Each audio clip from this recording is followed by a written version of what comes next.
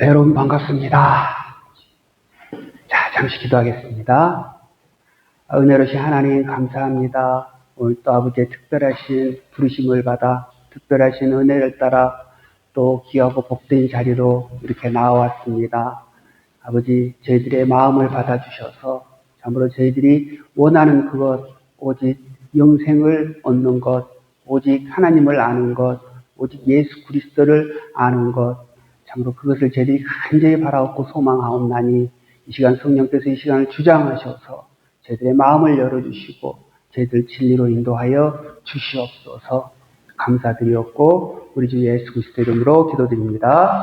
아멘. 자, 여러분 반갑습니다. 반갑습니다. 날씨도 지금 추웠다 더웠다 해서 아주 감기가 펜까지 좀 다 빼놨구나. 감기가 아주 기승을 부리고 건강에 해롭습니다. 그래서 오늘 몇 분 또 못 나오신 분들도 계시는데, 자, 그래도 어찌됐든 또 그분들은 또 영상으로 또 시청을 하실 거고, 또 저희는 또 하나님 나라를 향하여서 또 하나씩 또 나아가 보겠습니다. 자, 지난 주까지는 저희들이 쭉 스데반에 대해서 알아보고 있는데요. 자, 오늘은 먼저 스데반에 들어가서 알아보기 전에 지금까지 우리가 공부했던 거, 구원의 서정, 구원의 여정, 다시 한번 저희들이 살펴보면서 다시 한번 나아가 보겠습니다. 자, 우리의 구원은 처음에 무엇으로 시작을 하게 됩니까? 하나님의 부르심, 하나님의 부르심으로 시작이 되고요. 하나님께서 불러주셔야 되죠. 우리 안에서는 우리가 스스로 구원을 이룰 수 있는 것은 하나도 없다. 오직 하나님께서 불러주시고 선택하시고 예정하시고 불러주셔야만 구원이 시작이 된다는 것. 자, 그런데 부르심을 받은 자들은 어떻습니까? 하나님의 말씀에 대해서 누구나 다 이 부르심에 응답하는 건 아니죠. 지난주에도 저희들이 봤잖아요. 복음을 듣자마자 유대인들은 어떠한 반응을 보입니까? 분노를 일으키죠. 예수 그리스도의 십자가를, 예수 그리스도의 죽음을 얘기하니까 그들은 분노를 일으키고 이를 갑니다. 그러나 하나님의 말씀으로 거듭난 자들은 이 복음을 듣고 진리를 듣고 뭘 깨닫습니까? 자기의 죄를 깨닫고 회개하고 이 복음을 받아들입니다. 누구만 받아들입니까? 중생한 자.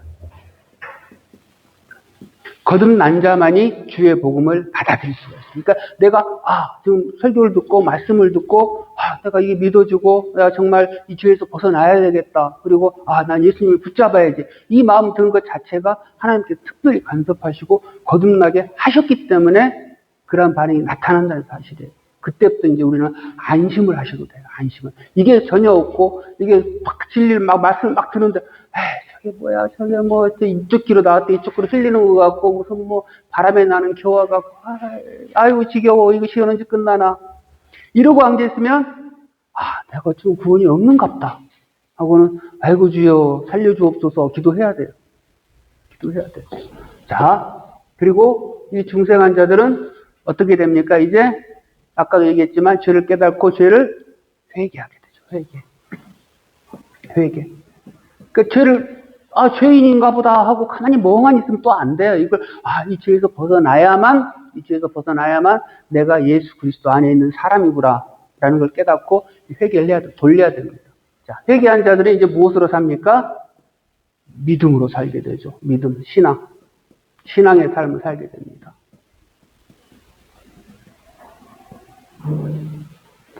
자, 이제 이렇게 신앙으로 살게 되는 이 믿음을 보고 하나님께서는 뭐라고 얘기해 주십니까? 이제 칭이 정말 중요한 거죠. 칭이 의롭다 얘기해 주시는 거. 야, 너는 이제 더 이상 받을 죄가 없어.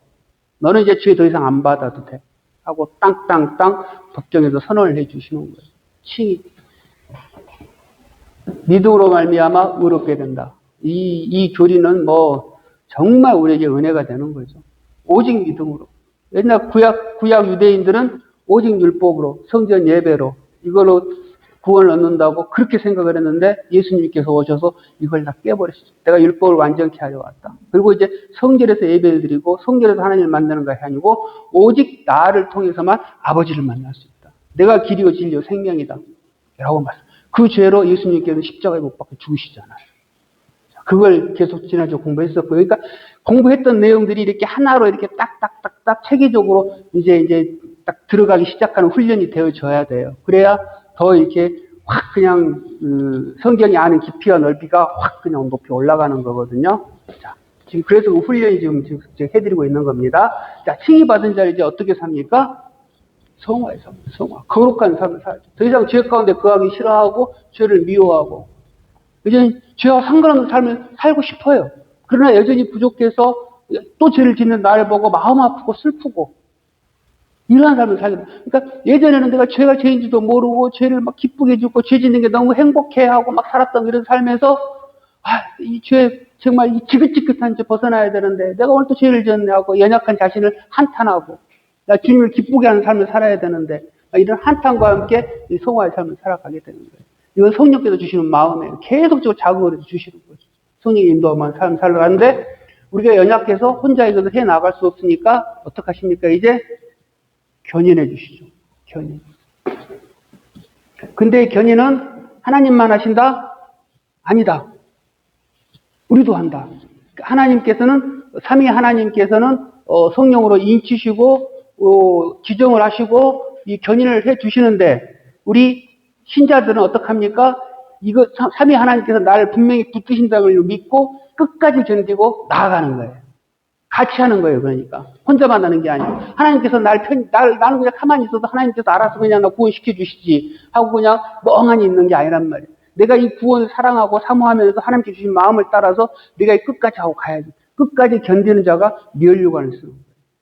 그래서 제가 말씀드렸잖아요. 내가 우리가 천국을 가게 되면 정말 수고하고 무거운 짐을 지고 좁은 길을 따라서 고생하면서 겨우겨우 천국을 딱 갔더니 천국엔 플랜카드가 뭐가 씌여 있더라? 어서 오너라 환영한다. 만세전부터 애정받은 누구누구요. 하고 쓰였단 말이에요. 그러니까 이 애정받은 사람은 이걸 끝까지 붙잡고 고생하고 힘들면서 율법을 순종하면서 기쁨을 쓰며 나아가는 거예요. 그러니까 우리와 하나님께서 같이 협력해서 하시는 거예요. 저는. 절대 하나님 혼자 하시는 게 아니에요. 이게 잘못된 교리가 뭐냐면 견인차를 연상을 해서 그냥 우리는 가만히 있고 견인차에서 우리는 그 차에 그냥 그래서 견인차 끌고 가서 하나님께서 목적지까지 완성을 시켜주신다. 그래서 여러분들은 완전한 구원을 받았다. 잘못된 교리입니다. 잘못된 교리. 하나님께서 붙드시는 자는 끝까지 자기가 견디고 나아가는 거예요. 내가 견디고 나아가는 걸 통해서 나는 하나님의 선택받은 견인받은 자구나 라는 걸 자기가 깨닫고 나아가는 거예요. 이것이 없이 그냥 멍하니 난 한 번 구원은 영원한 구원, 난 구원 받았기 때문에 그냥 가만히만 있으면 돼. 아니란 소리. 야, 뭐가 하나 빠진 것 같다 본데? 양자가 하나 빠졌다, 양자. 이게 9개인데 갑자기 8개밖에 안 됐어, 갑자기. 저도 이렇습니다, 요즘.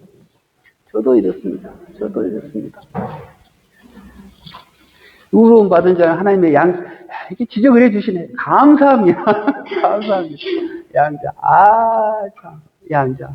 9가지인데 8가지밖에 안 나와. 아무리 봐도. 자, 양자 받은 자는 성화의 삶을 살고, 견인. 그리고 끝내 우리가 뭐가 됩니까?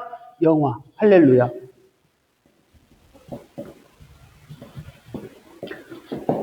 끝내 우리는 영화롭게 되는 거죠. 끝내. 이게 없으면 모든 건 무의미하다. 이게 없으면 모든 건 허망하다. 그렇잖아요. 이거 백날에서 뭐 합니까? 끝에 우리가 알지를 못하고, 끝에 우리는 뭐, 어떻게 될지도 모르는데, 근데 우린 이게 있기 때문에 소망이 있는 거예요. 소망이. 죽음이 뭐라고 그랬습니까? 죽음은 없어지는 거라고 그랬습니까? 아니죠. 이 육신과 영혼이 잠시 갈라져 있는 거예요. 잠시 갈라져 있고, 이 육신은 잠시 흙으로 들어가고, 영은 바로, 믿는 자의 영은 바로 낙원으로 가요, 낙원으로. 낙원으로 가서 하나님과 함께, 예수님과 함께 육신의 부활을 기다리면서, 예수님 다시 오시는 그날 육신까지 부활돼서 영원한 몸을 가지고, 영원한 행복한 가운데 살아갈 수 있는 그날을 꿈꾸고 소망하면서 기다리고 있는 거예요. 그래서 우리 이 땅의 이 세상은 영국으로 치면 영국의 서론과 같은 일막 서론은 끝이에요. 그러나 이 막은 더 좋은 것들이 기다리고 있단 말이에요. 더 좋은 영원한 천국이. 그래서 그걸 믿고 소망하는 사람들은 죽음마저도 이기는 거예요. 죽음마저도 아무것도, 에이, 죽으면 이까지 이 험한 이 세상, 내가 이제 끝나고 영원한 천국으로 가는 건데, 영원한 주님 만나는 건데, 기쁨이 더 좋은 게 기다리고 있는데, 내가 왜 이걸 두려워해? 그러나 내가 지금 이 땅에 사는 것은 하나님께서 내가 남겨주신 사명이 있고, 그리고 내가 이루어야 할 것들이 있고, 내가 아직 부족하기 때문에, 구원의 어떤 하나님의 그 은혜에 도달하기 부족하기 때문에, 더 나 훈련시키기 위해서 이 자리에 있는 거니까, 그때 훈련 잘 받으면 되는데, 불러주시면, 아, 감사합니다. 이제 훈련이 다 끝났는가 보다. 기쁨으로 가는 거예요. 그 영화를 우리는 소망을 하는 거예요. 그 영화를. 이게 없으면, 여기까지가 아무 의미가 없는 거죠. 아무 의미가. 자, 우리가 이제 이걸 배웠고요. 이제 스데반의 설교가 오늘로 이제 끝이 납니다. 스데반의 설교가. 스데반의 설교를 살펴봤더니, 8명의 인물로 되어 있더라. 8명의 인물로 되어 있더라. 이제 이걸 통해서 여러분들이 적장의 순서 정도는 이제 전부 다 이제 머리에 들어오셨죠? 계속적으로 반복을 해드렸기 때문에. 처음에 누가 나옵니까? 아브라함. 두 번째는 이삭. 저도 깜빡깜빡 하기 때문에 여러분들이 알려주셔야 돼요, 이제. 자, 3번. 누굽니까? 이삭 다음에? 예, 야곱입니다. 야곱. 자, 야곱 다음에 또 누가 나옵니까? 야곱의, 예, 요셉이 몇 번째 아들이죠? 야곱의 11번째. 12아들 있잖아요? 11번째. 12번째가 베냐민, 만대 동생 베냐민이고, 요셉이 11번째 아들입니다. 자, 요셉 다음에 누가 있습니까? 모세가 나오고요. 자, 모세 다음에 여호수아, 그리고 다윗, 솔로몬. 이렇게 나오죠? 자, 아브라함을 보니까 아브라함에서 주로 이제 스데반이 하고 싶었던 얘기는 뭐였습니까? 후손과 땅을 아브라함과 언약을 맺죠. 하나님께서 나타나셔서 언약을 맺음으로 이 구원의 역사가, 이 땅에서 구원의 역사가 시작이 되어지는 거예요. 자, 이삭을 주 키포인트가 뭐였습니까? 할례. 하나님께서 아브라함과 할례 이후에 태어난 자식, 이삭. 할례 전에 누가 태어났습니까? 아브라함의 아들, 할례 전에 태어난 아들, 이스마엘은 자기네 개인의 생각과 육신의 마음을 따라 할례 전에, 자신이 죽기 전에 태어난 아들. 그래서 그 아들의 이름은 육신의 아들. 그리고 이삭은 할례 후에 자신이 죽은 자 가운데서 죽은 몸에서 태어났기 때문에 이 육신의 자식이 아니고, 육신은 죽어버렸기 때문에 육신의 자식이 아니고 약속의 자녀. 이렇게 되는 거죠. 약속의 자녀. 그리고 이 약속의 자녀를 통해서 누가 나옵니까? 야곱이 나옵니다. 야곱은 가장 하는 일이 뭐였습니까? 12아들을 낳으니. 그래서 이스라엘은 빈족을 만들어 버리잖아요. 이게 얼마나 중요한 사명이에요. 그러니까 우리가 지금 자꾸 요즘 시대 사람들이 애를 안 낳는데 애 낳아야 돼요. 애 낳아야 됩니다. 낳으니. 자, 요셉에게 하나님께서 맡겨준 사명은 뭐였습니까? 애굽이죠. 그러니까 애굽으로 가서 총리가 된 게 하나님께서 요셉의 어떤 그 고난과 역경 가운데서도 지치지 않고 순종하는 그 믿음을 보시고 어여뻐서 총리를 시키신 게 아니란 소리예요. 아니고 요셉에게는 역할이 맡겨진 거예요. 역할이. 요셉이 너 정도의 심기와 너 정도의 국기와 너 정도의 심성과 이런 게 있으니까 내가 성령의 은혜를 베풀어 줘서 널 애국으로 보내서 총리를 만들어서 결국 너를 통해서 이 야곱이 낳은 12아들들 통해서 난 이스라엘 민족을 구원하시겠다. 그 구원을 위해서 총리로 만드신 거예요. 하나님의 섭리와 경륜에 따라 이 요셉이 총리가 된 거란 말이에요. 근데 요즘 설교들이 잘못돼서 총리만 자꾸 부각을 시키고 어떤 출세를 위해서, 성공을 위해서 젊은이들이요 꿈을 가지고 비전을 가지고 이 역경을 이겨내라. 이게 하나님의 경륜을 오해한 그런 말씀이라는 소리죠. 자, 그리고 그 뒤에 이제 모세를 봤더니 모세를 세 중군으로 나누더라. 이게 스데반의 설교에서 최초로 나오는 거다. 처음 40년이 뭐였습니까? 애굽 왕자 40년, 왕자 40년, 그리고 미디안 목동 40년, 그리고 광야 지도자 40년. 이렇게 40년으로 나누는데 모세를 통해서 나타나는 스데반의 설교를 보니까 중요한 게 뭐였더라? 율법과 성막. 그리고 이걸 통해서 하나님께서 뭘 주셨더라? 중요한 키포인트, 모세를 생각하고 광야에서 벌어지고 세워진 게 광야 교회.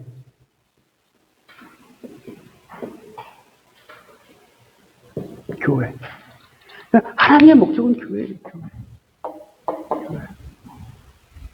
그리고 이 여호수아를 통해서 가나안 땅을 정복을 합니다. 그렇죠? 정복을 하는데 정복할 때 뭐가 같이 갑니까?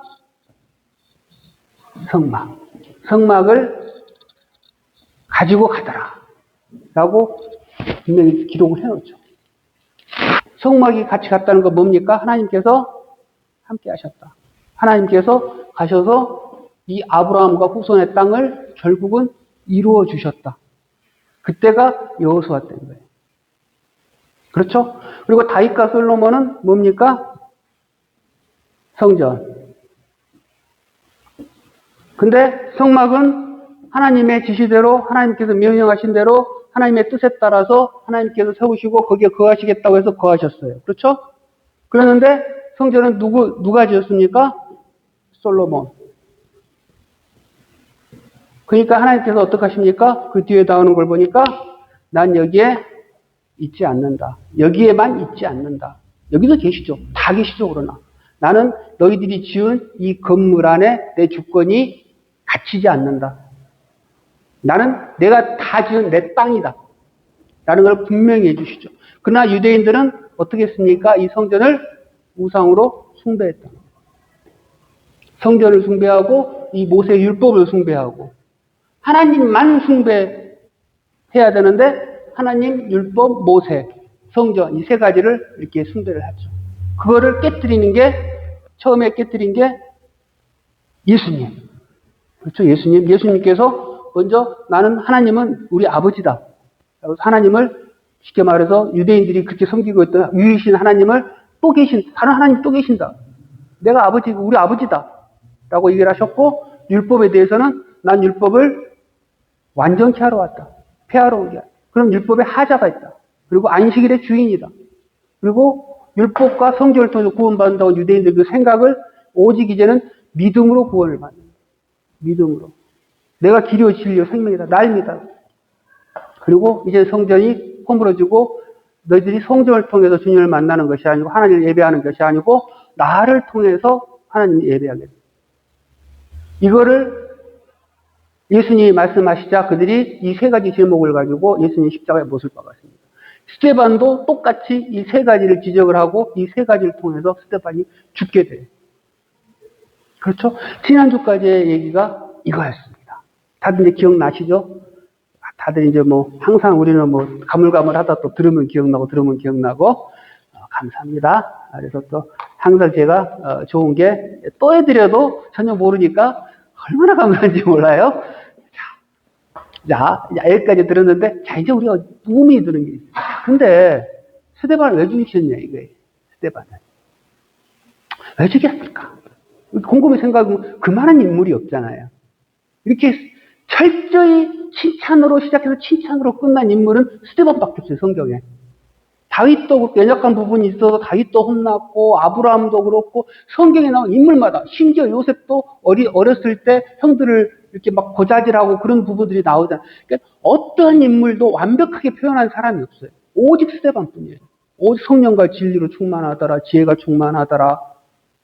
그리고 얼굴이 천사와 같더라. 오직 스데반만에 대해서 그렇게 칭찬을 막 했는데 왜 죽였냐 이거. 왜? 이해가 안 되죠. 이분을 살려둬가지고, 이분을 살려뒀으면 굳이 어떻게 보면 사울도 필요 없어요. 이분이 헬라 출신이니까 헬라 말도 잘해요. 그냥 막 그냥 전파하고 이적 일으키고 해서 그냥 교회를 뭐 어마어마하게 부흥시킬 수 그런 인재인데 왜 죽이냐고, 왜 죽여, 왜? 이해가 안 되죠, 이해가. 여러분 이해가 되십니까? 뭐 생각이 없으셨겠죠, 그냥. 하나님의 일이니까 뭐.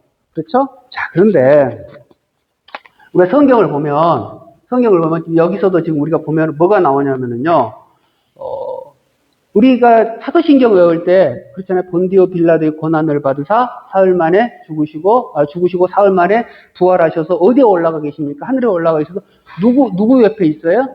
하나님 우편에 앉아 계세요. 그렇죠? 성경을 보면 거의가 예수님을 설명을 할 때 하늘에서 앉아 계신다고 거의 다 나와요.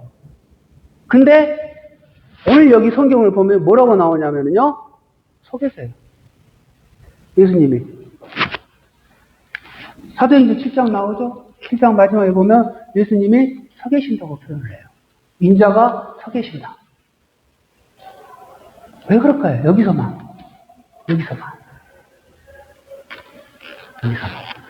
이게 그만큼 예수님이 관심을 가지고 있다는 거죠. 스데반의 죽음에 대해서. 도저히 앉아서 볼 수 없을 만큼 예수님도 가슴이 쫄깃쫄깃하고 마음이 두근두근하고 뭐 이 상태로 지금 보고 계신다는 거예요. 그냥 안타까운 막 이런 밤 이거 예수님도 겟세마네 동산에서 그냥 막 이게 잔을 물리쳐 주셔서 기도하고 땀 뻘 흘리셨잖아요. 그걸 생각하면서 막 스데반을 가여운 밤 이걸 막 쳐다보고 있는 거예요. 근데 왜 그 뻔히 보고 있으면서 죽게 놔두냐고. 몰랐어. 그냥 내가 어쩌다 보니까 얘가 확 죽어버렸네. 이건 이해가 되는데 뻔히 두 눈 뜨고 보고 있으면서 죽게 냅두고 있는 거예요. 지금. 그러니까 이제 이게 전부 이제 인간적인 생각과 하나님의 방법의 이런 그 차이들인데, 하나님께서는 참새 한 마리 더 떨어지는 것도 하나님의 허락이 있어야 떨어지잖아요. 그렇죠? 그러면 스데반의 죽음은 결국 뭡니까? 하나님께서 결제하신 거다. 허락하신 거다. 동의하신 거다. 라는 거예요. 그렇죠? 하나님의 동의하에 스데반이 죽은 거예요. 그러면 스데반은 하나님께서 스데반이 죽어야만 되는 이유가 있는 거예요. 죽어야만. 근데 스데반의 죽음으로 어떤 일이 벌어졌어요? 두 가지 큰 열매가 나타나거든요. 첫 번째 열매는 뭐냐면 스데반의 죽음으로 말미암아 이 유대인들이 완전 열이 받아가지고 이제 끝나버려요. 얘네들은 도저히 살려줘서 안 될 종자들이다. 완전 이단들이다. 하고 해가지고 그때부터 교회를 어마어마하게 박해를 시작을 해서 교회는 사방적으로 터집니다. 흩어져서 이 흩어진 사람들을 통해서 하나님의 복음이 막 전파가 되고 하나님 나라가 막 왕성하게 나타나요. 여태까지는 그냥 우리가 조싸우니 하고 그냥 다 모여서 우리 공동체는 참 은혜 받은 공동체야. 우리 가난한 자가 하나도 없어. 너도 좋고 나도 좋고 방언도 하고 막 자기네들끼리 좋아 죽어요 지금. 근데 하나님께서 확 터뜨려 버리니까 다 퍼져가지고 이제 막 처음에 그 야곱처럼 그냥 오갈 데도 없이 돌아다니면서 겨우 정착해서 먹고 살면서 거기서 또 복음 전파하고 그러다 보니까 뭐 복음이 막 퍼져나가는 이러한 일들이 벌어지거든요. 그렇지 않고 하나님께 안 터뜨리셨으면은 스데반이 죽지 않았으면 그냥 그대로 있었을 거예요. 그리고 또 두 번째 뭐가 나타나냐면 이 사건을 본 자 중에 유명한 인물이 한 명 나오잖아요. 자기 발 앞에 옷을 벗어놓은 사람. 사울. 당시 사울. 이 사울이 있잖아요. 이 사울이 물론 바로 변화되지 않았어요. 그러나 사울에게는 어마어마한 충격이었어요. 이 스데반의 죽음이. 스데반이 아니 저 인간은 뭔데 죽으면서까지 저렇게 행복해?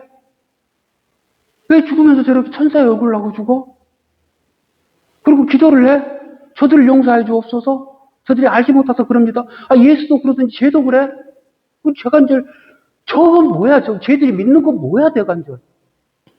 스데반의 그 다이아몬드 같은 마음, 정말 율법을 순종하고 유대교에 있었던 그 다이아몬드 같은 마음이 살짝 금이 가기 시작해요.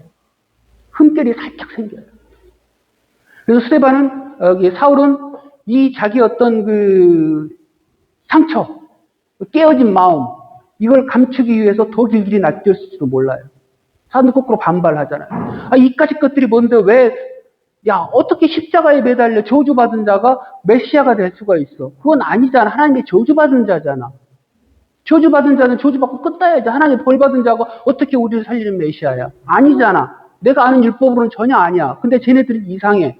이것들 진짜 나쁜 것들이야. 저것들 다 죽여야지. 더 마음이 더 끌어오르는 거야.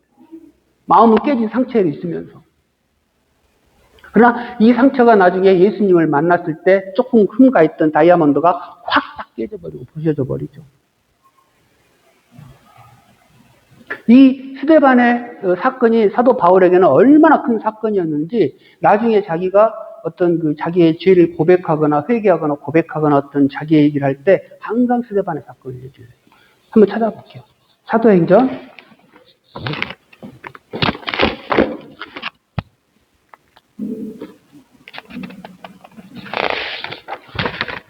22장 20절.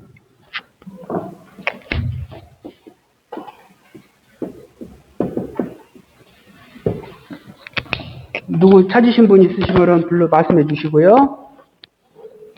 사도행전 22장 20절.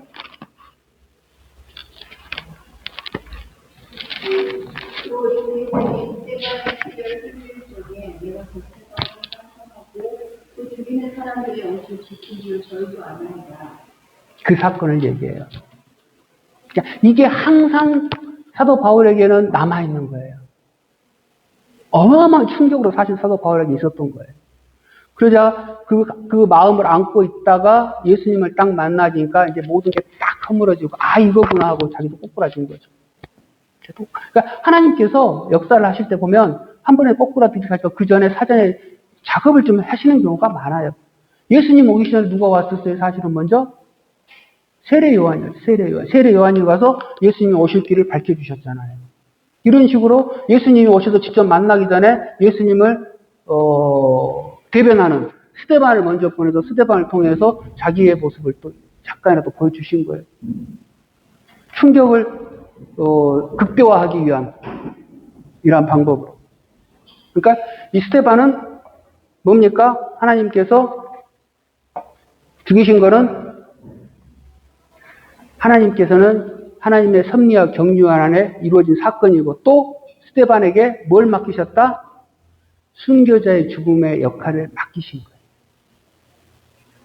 스데반이야 가능하기 때문에. 그냥 스데반을 죽이신 게 아니고 순교자로서의 역할을 맡기신 거예요. 역할을.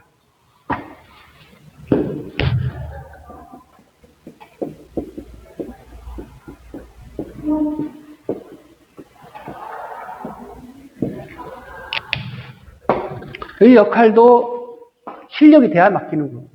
실력이 돼. 지금 한국도 보면은 농촌, 오촌, 거의 성도들 거의 없는 곳에서 정말 생계비도 잘 안 나오는데 몇십 년을 사역하시는 분들 계세요. 정말 고생스럽게. 또 그리고 여기 브라질만 하더라도 선교사로 임명받으신 분들, 정말 신실하신 분들, 이런 분들은 정말 열악한 환경 가운데서도 정말 주님만을 붙들고 정말 힘들게 사역하시는 분들 많아요.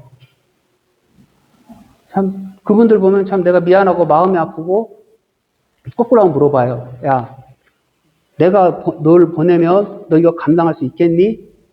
저한테 거꾸로 물어봐요. 그러면 저는, 아이고, 아버지, 저는 안 돼요.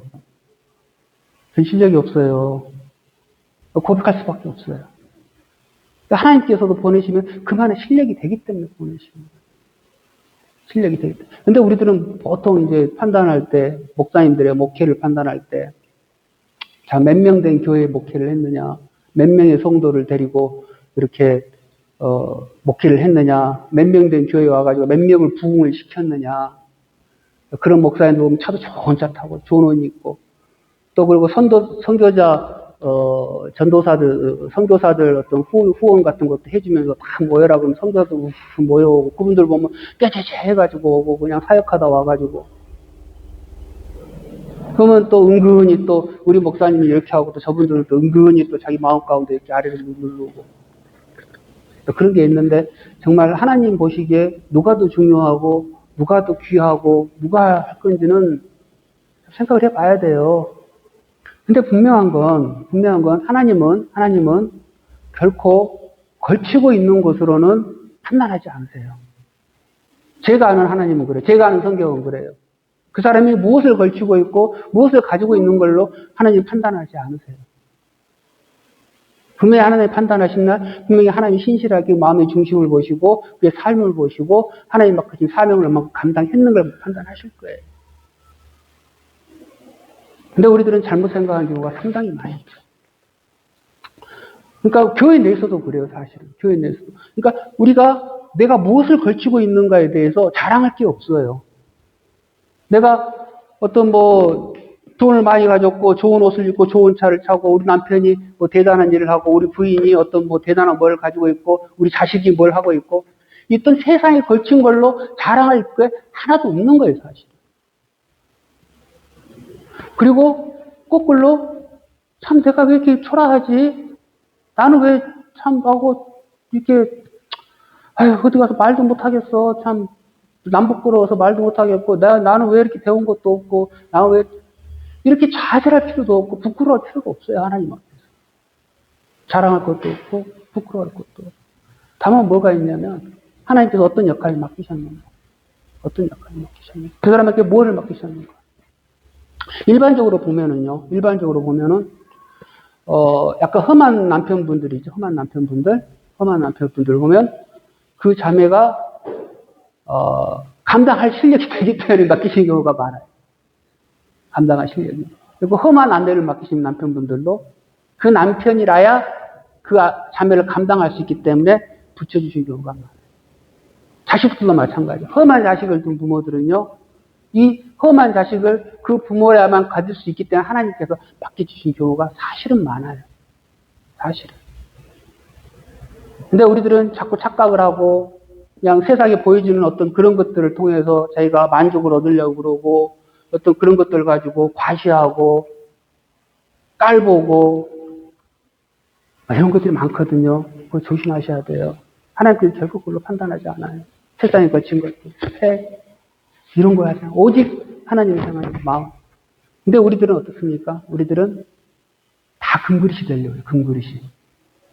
금그릇이 되어서 폼나는 거, 좋은 거, 남들한테 인정받는 거, 거기에 대한 것들로 자기가 다 하려고 해요. 질그릇같이 투박하고 볼품도 없고 누가 알아주지도 않고 누가 이렇게 하는 거는 안 하려고 그래요. 그래서 어떡합니까?